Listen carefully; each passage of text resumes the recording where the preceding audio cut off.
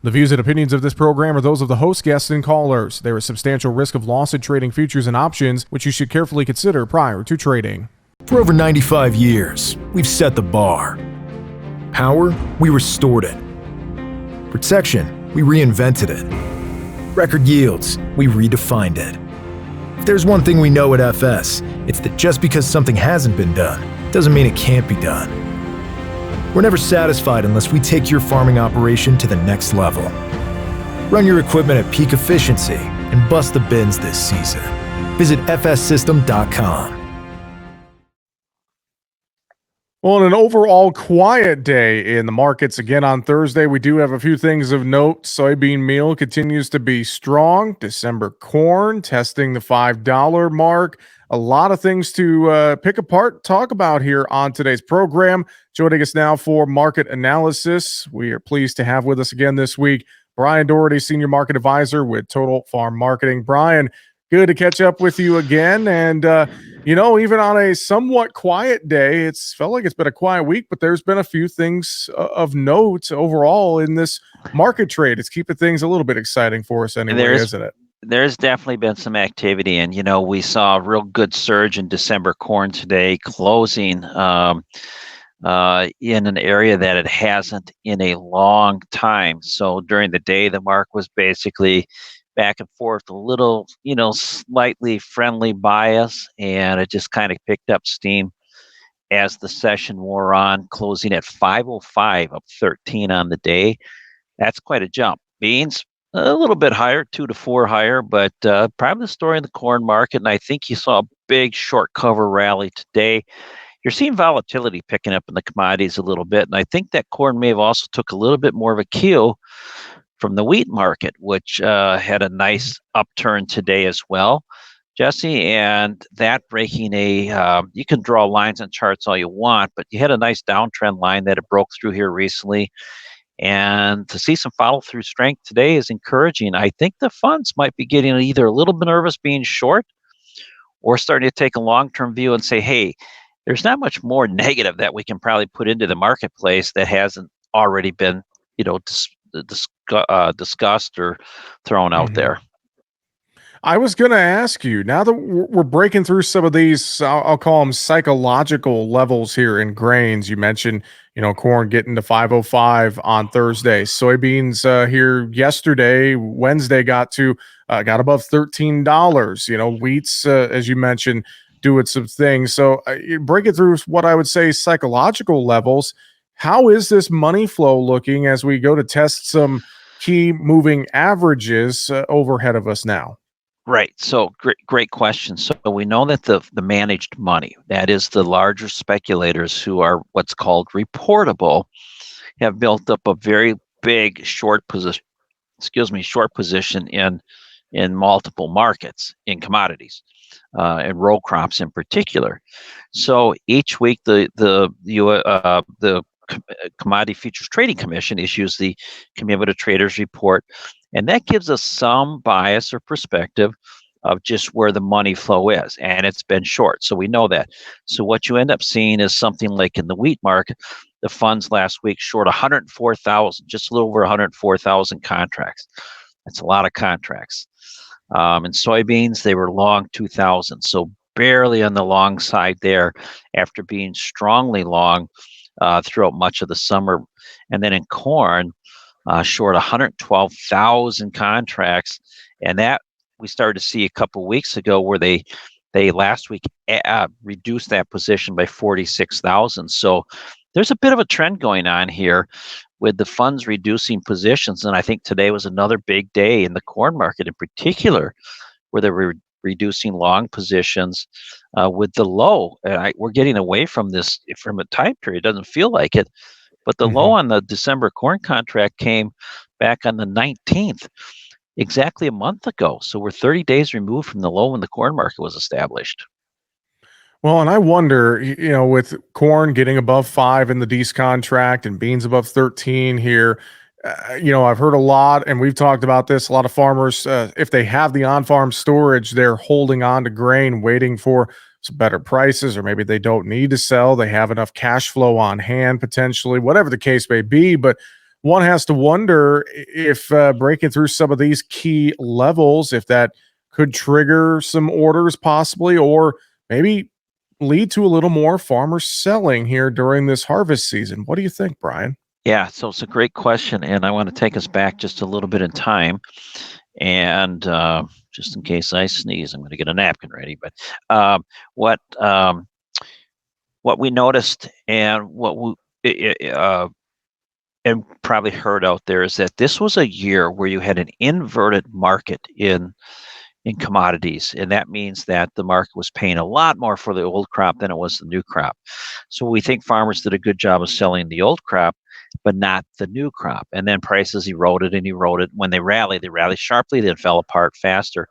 So what you might be looking at is a situation where farmers don't have as much corn sold as they typically would have sold, right? And they get into the harvest window here and prices pretty low. They're not selling, right? Why would I sell here, right? And many have insurance and things like that they've just either concentrate in field work. So when we start to see demand pick up and we start to see demand in different forms, it could be end users, it could be short covering by funds, but it's a demand to buy contracts. You're likely to see a market pull out of a bottom. And it may be just as simple that farmers haven't sold much corn.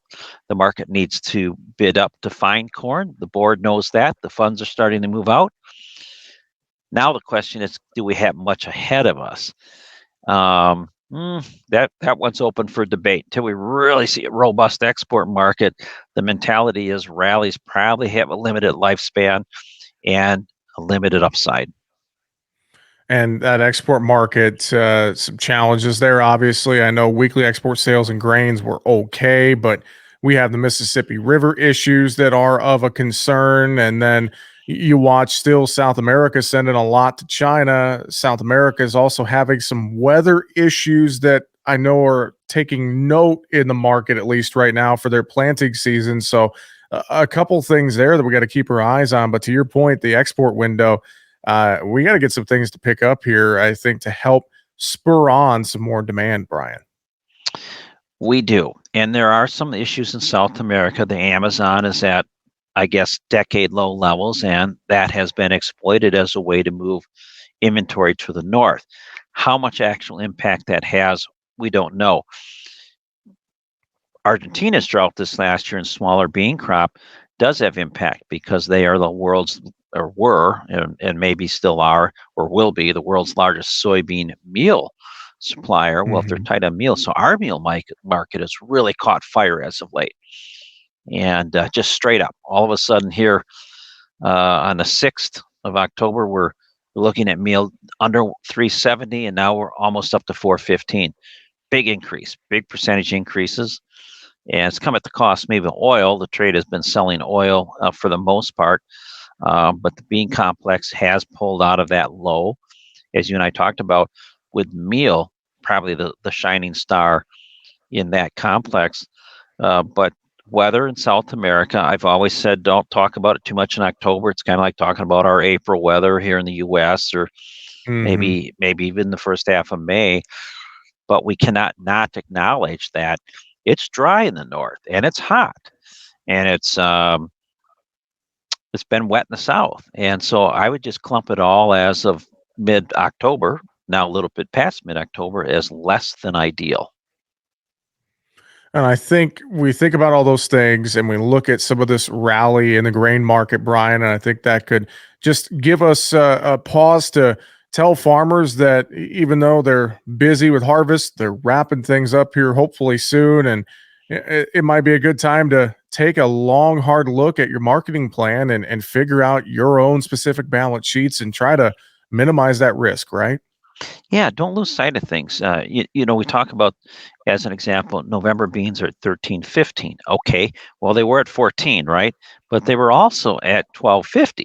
So this bounce off of 12.50, a lot of farmers have a very good idea here in the last 10 days, 15 days, and maybe will in the next 10 days, what their crop looks like, what they have. So now you've got some real meat to sink your teeth into is what can I do with my inventory, because I know what my inventory is. So really think about pushing a pencil to the marketing. I sounded a little bullish early on, and I'm responding more to maybe the way the markets have been here the last couple of weeks, in particular corn and wheat. But we still have some big fundamental issues, and we really don't have today a full-blown weather market anywhere. But we do have markets that are showing some life and that are very heavy on the short sell side, and which more short covering could ensue.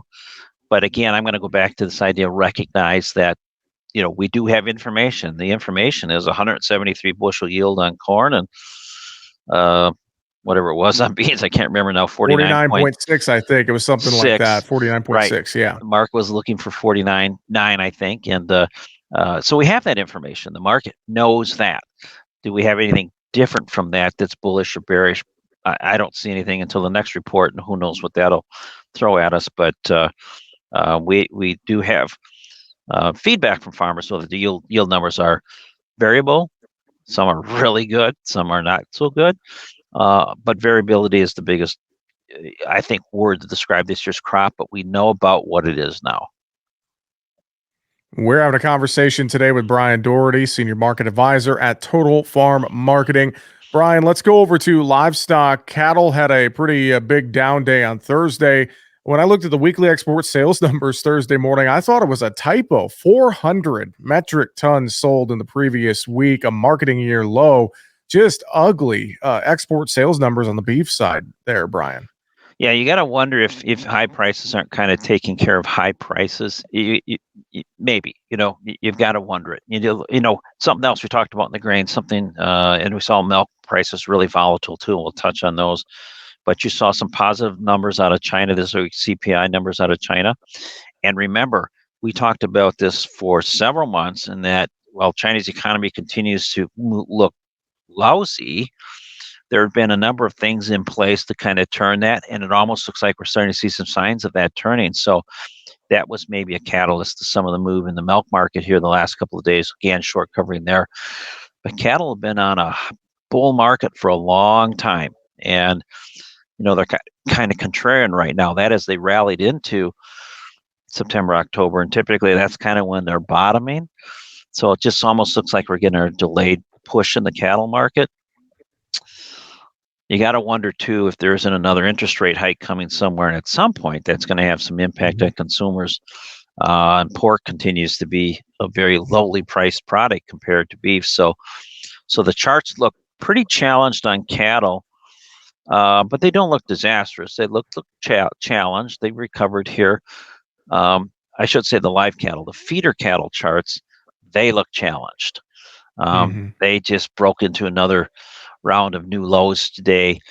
Just happened to be glancing at the November contract, 244, still a high price historically, but well off the recent highs of 268, and now closing today at its lowest price since June. Maybe trying to fill some gaps that were left on the chart back in June. But that's something to think about. You go June, July, August, September, 4 months, lowest price in 4 months. Tide is turned. And I know, too, ahead of us Friday afternoon, the next cattle on feed report. And from what I could tell, there's a pretty wide range of analyst expectations heading into that cattle on feed report, Bryan. So hard for me to pin down if the general theme is this report could be bullish or bearish or neutral to the cattle market. I guess we'll just have to wait and see. Yeah, it's a monthly report, so there's surprises in that, and usually it comes in the form of placements, and it has a little bit more probably to do with weather and feed availability and whether they're coming off pasture or going back on pasture. I think what it'll do is it'll confirm, again, tighter inventories. So when you have a tight supply, you really start to focus on, can demand hold up? And so far, so good up until maybe the more recent weeks. And today was maybe another sign of that. So we'll see what the cattle on feed report. I think it'll confirm tight supplies on feed numbers. I think they're going to be about in line with a year ago placements. I don't know. That could actually be a little bit higher. We got to. It's always relative to a year ago when the numbers were low a year ago. So at some point you stop if the market levels off, you got to realize you're not going to continuously see low place. So you might see a higher placement number or lower place, but it's all relative to a year ago. So we really like to take a look at several months of a trend, see what that looks like. And the trend just confirms there's a smaller herd, period. Bryan, you mentioned that volatility in the milk market. Can you give us some more thoughts on that and the dairy trade as a whole here this week? I can. If you've kind of stepped back from the dairy trade, the market, of course, we look at class 3 milk prices, which are predicated off of cheese. Okay, so that market's kind of been in the dumper, but kind of behind the scenes, if you look at butter, if you look at whey, and look at some of the movement that we've seen in those markets, in particular, and class 4 milk, which is the fluid milk, those have all been basically pushing higher since July. So we saw the milk market tip over and get kind of soft, and you kind of scratch your head going, well, what's that a function of? And it looked to me like, with some hindsight, that the cheese buyers bought pretty aggressively. We got a rally, then it sent back, and they just kind of were waiting. And all of a sudden, in fact, I was having a conversation with a dairy producer, Thursday, on Tuesday, and I said, I just don't understand why these processors are not coming in and buying cheese hand over fist. It just seems it's on sale. And then all of a sudden it blew up on Wednesday. So, and then today, again, firmer, sharply firmer this morning, now giving some of that back, a little bit negative territory. But it's the seasonal buy period for cheese. And I think the processors, end users of plants, they're going to get in here and get more aggressive. Now, the dairy producer, though, needs to keep an eye on things. We were probing $19 on a lot of these deferred contracts. There yet isn't the strong enough evidence that I have that I'd like to see to tell me that we're really going to see some shortfall of cows and heifers. This herd builds up pretty quick. These are big operations. And $19, we need to watch really carefully on at least all of the contracts through January through at least the third quarter of next year. Bryan, before we let you go, always enjoy your perspective. Any final thoughts you would share with us here real quick? Just want to encourage everybody to stay safe. Final thoughts are, all of a sudden volatility is back in the market. Set your target points. Don't be afraid to put those out there. If you think you want to sell corn another 10 or 20, 30 higher, put them out there. The worst can happen, it doesn't. But if it hits it, you're better off than you are today. So keep looking at your target points. Again, I'll go back to maybe make the argument that a lot of farmers just didn't have sales as far along as they'd probably like. And so there's probably going to be some resistance up above, especially if we rally where farmers selling picks up. Well, Bryan, I know if folks have questions, they can reach you and the team there at Total Farm Marketing very easily. Phone call, email, website, a lot of great ways to get in touch. Can you tell us how to reach you guys? Yes, sir. All of the above. The phone number is 800-334-9779. The email is Bryan with a Y at totalfarmmarketing.com. And then the website is totalfarmmarketing.com. We got a lot of great resources on there as well. And I was just thinking, if you have questions, don't hesitate to call. A lot of times we're good listeners, but can come up with two things. One, we can kind of set the table with ideas, but also asking some questions, maybe extract some things from you that are new to you. So don't hesitate to call. Bryan, have an awesome weekend. Thanks so much for joining us here on the program today. We'll talk to you next week. Oh, my pleasure. Thank you very much. Bryan Doherty with Total Farm Marketing joining us here on Market Talk today. We're out of time. Find us at markettalkag.com. I'm Jesse Allen. Have a great afternoon.